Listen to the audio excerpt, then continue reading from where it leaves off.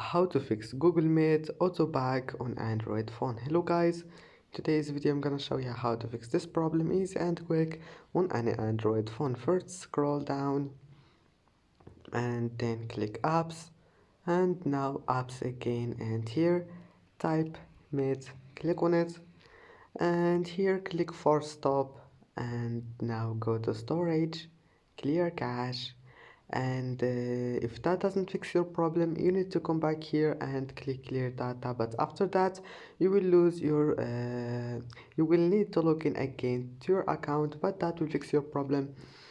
Just click on it and then restart your phone and try again, and I hope that can fix your problem.